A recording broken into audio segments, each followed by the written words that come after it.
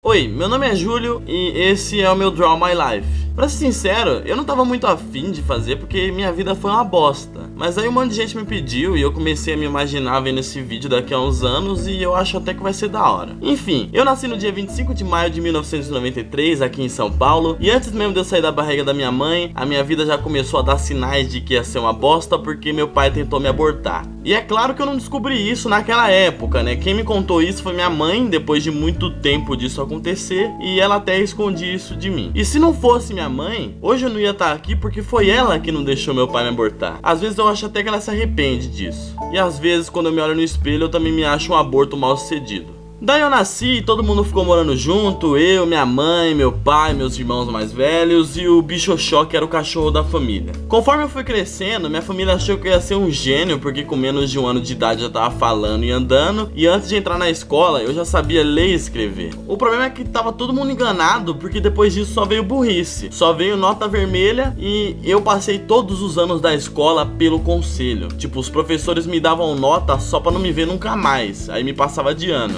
Até aí tava tudo lindo, tava tudo bacana, só que aí uma briga estragou tudo. Eu não lembro o motivo dessa briga, não lembro nem se foi briga mesmo, mas o meu pai foi embora e levou o Bichoxó junto com ele. Eu era muito apegado àquele cachorro e isso me fez meio que entrar em depressão. Aí minha mãe foi obrigada a pegar outro cachorro pra fazer eu me sentir melhor. E eu fui muito filha da puta, né? Eu senti falta do cachorro, não do meu pai. Naquela época minha mãe tinha uma amiga veterinária e ela levava todo dia um cachorro novo lá em casa pra eu tipo que fazer um test drive e escolher. Só que aí eu tava tão exigente que minha esperança já tava quase acabando, quando no último dia da semana eu peguei um vira-lata. No começo a gente chamava ele de Totó, que é o nome mais comum que se tem pra cachorro depois do nome Rex, mas aí depois a gente descobriu que ele era fêmea e mudou o nome dele pra Tatinha. E sobre o nome errado, eu não tinha malícia naquela época pra saber o que era um pênis pra poder definir a sexualidade de um animal. Eu só fui ter essa malícia muito mais tarde, e isso não foi muito bom porque eu desenhei um pinto na igreja. Mas não era aqueles pinto comum não, que se desenha na carteira de escola. Era um pinto cheio de relevo, tá ligado? Parecia um de verdade mesmo, cheio de veia, durão, gozando. E foi nessa mesma igreja que eu mostrei o dedo pros fiéis, achando que aquilo era um gesto bonito, e bati em uma menina porque ela tinha pegado uma bolinha minha. Hoje em dia eu passo na frente de uma igreja e meu corpo já começa a pegar fogo de tanto pecado que tem guardado aqui dentro. Naquela época eu não tinha malícia, mas eu já sabia executar um assassinato. Não que eu tenha matado alguém, mas eu tentei. Teve uma vez que eu corri atrás dos meus irmãos com uma faca pra matar eles, só porque eles tinham comido meu brigadeiro. Eu até me arrependi de não ter matado eles, porque alguns anos depois minha irmã atravessou um farol vermelho me puxando junto com ela, e isso fez a gente ser atropelado. Se eu tivesse matado ela, eu teria evitado esse acidente. Durante todo esse trajeto da minha vida a gente mudou de casa várias vezes, e o pior lugar que a gente morou foi quando eu comecei a estudar. E o pior de tudo é que essa casa era mal assombrada. Acontecia várias coisas estranhas lá, tá ligado? Passo de madrugada, vulto brincando de pega-pega, janela batendo, porta abrindo, um monte de coisa. Teve uma vez que a minha prima disse até que tinha visto o Ayrton Senna andando lá no quintal. E o mais estranho é que naquela época não tinha maconha ainda, maconha ainda não existia. Aquele bairro era tão ridículo, tão violento, que fazia inveja até na faixa de Gaza. Naquela época minha rotina era ir pra escola correndo, com medo de ser assaltado e ficar em casa o dia inteiro sonhando em ter um videogame, mas era só sonho mesmo porque minha mãe não podia me dar um por causa das nossas condições daquela época. E eu só fui ser assaltado pela primeira vez muito tempo depois. Eu tinha ido pagar a última prestação que eu tinha feito do meu celular e na saída da loja eu fui roubado. Até hoje eu tenho a impressão de que aquele ladrão era contratado pelas Casas Bahia. E sobre o bullying, que todo mundo que fez um Draw My Life sofre, eu também sofri, mas foi só 2 vezes. No prezinho, um moleque tentou roubar meu glitter. Eu era meio viado naquela época, ficava desenhando borboleta e pintando com glitter rosa. E no colegial, um moleque maior me ameaçava o tempo todo sem eu fazer nada. O do bullying do prezinho eu revidei com porrada na hora e o moleque parou, nunca mais nem olhou pra minha cara. Foi no primeiro dia de aula isso. E o do bullying do colegial só parou de me encher o saco quando eu bati em um outro cara que tentou zoar comigo também. Até aí eu não tinha feito nada com o cara que fazia bullying comigo no colegial. Só que aí alguns anos se passaram e eu tive algumas relações com a namorada dele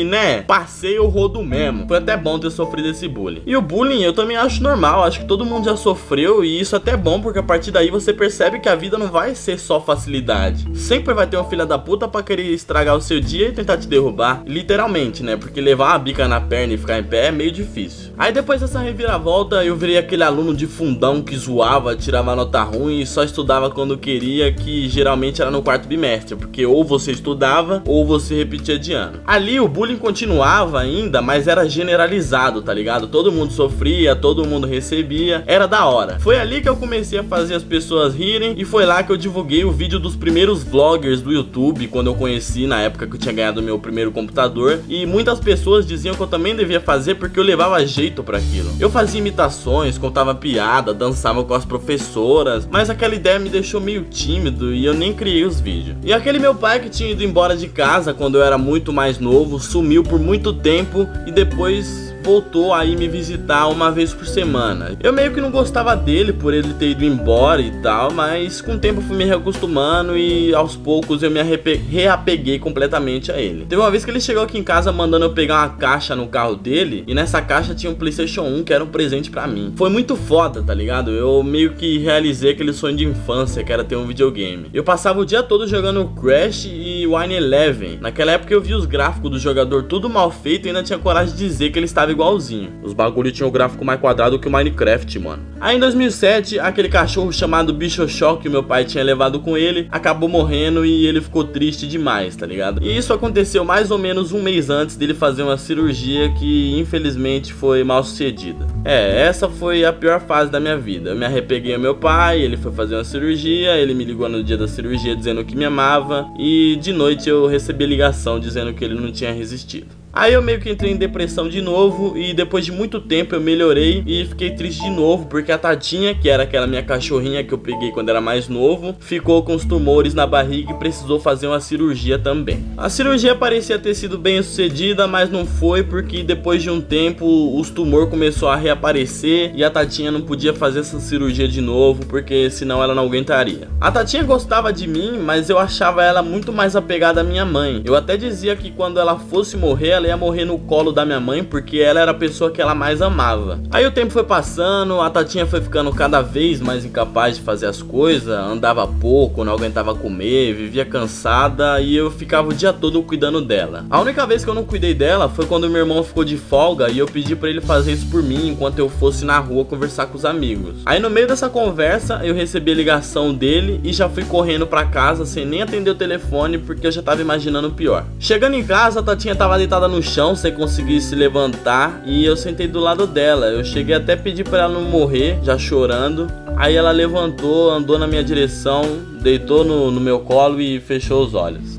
No momento que ela se levantou, eu achei que ela tinha melhorado, cheguei até a dar um sorriso, mas foi em vão. Tipo, a minha cachorrinha de infância tinha me deixado sozinho aqui no mundo. E aquilo que eu disse sobre ela morrer no colo de quem ela mais amava começou a passar na minha cabeça e eu não conseguia parar de chorar. Hoje em dia eu sinto falta de ter um cachorro, mas tenho medo de pegar um novo, com medo dessa história se repetir. E eu também tenho medo de fazer cirurgia, com medo de que o pior aconteça de novo. Eu tenho os problemas de respiração aí, que eu tenho que fazer cirurgia, mas eu não tenho coragem. Uma vez até minha mãe foi fazer uma cirurgia e eu comecei a chorar lembrando dessas outras histórias. Aí no outro ano, em meio à nova depressão, acho que foi em 2011, eu não tinha absolutamente nada pra fazer, porque eu tinha terminado a escola e tava esperando ser dispensado do quartel pra ir procurar um novo emprego. Aí como eu já tava todo fudido, depressivo, sem poder arrumar um emprego, na pura vagabundice, eu pensei na ideia antiga dos meus amigos e decidi criar um vlog. Aí eu criei um canal chamado Canal Canalha, porque eu achava que o nome canal combinava com canalha, por ser meio que uma abreviatura, e só no final desse mesmo ano eu decidi botar a minha cara lá no YouTube, e logo no meu primeiro vídeo sobre comerciais eu já tive uma boa repercussão. Aí conforme o tempo foi passando, eu fiz novos contatos no YouTube, esses contatos me ajudaram a fazer meu canal crescer, o público foi aumentando, eu fui me soltando, escrevendo roteiro, mudando de conteúdo, às vezes até cenário, e pimba, tô até hoje fazendo vídeo. Tipo, o meu meu canal não é um canal gigantesco com milhões de inscritos que rende milhões de reais por mês, mas tem um público bom que cresce aos poucos e isso pra mim já é ótimo. Hoje em dia minha família tem uma condição melhor, ainda bem, eu já posso ter um videogame de última geração, a gente já tem a nossa casa própria, a gente vive bem e é isso que importa, né? Eu até me considero uma pessoa feliz, por mais que eu tenha me fudido pra caralho. Eu até fico feliz em fazer as pessoas rirem, porque eu realmente sei o bem que o sorriso faz. Aliás, um dos meus sonhos é trabalhar fazendo as pessoas rirem. Eu não me acho engraçado, mas tem que sonhar, né? Só não pode cair da cama. E pra vocês que acompanham o canal, eu só digo uma coisa: muito obrigado. Dá joinha, se inscreve, posta um comentário aí embaixo e divulga pro pessoal lá do Facebook. Diz que me ama também. Falou.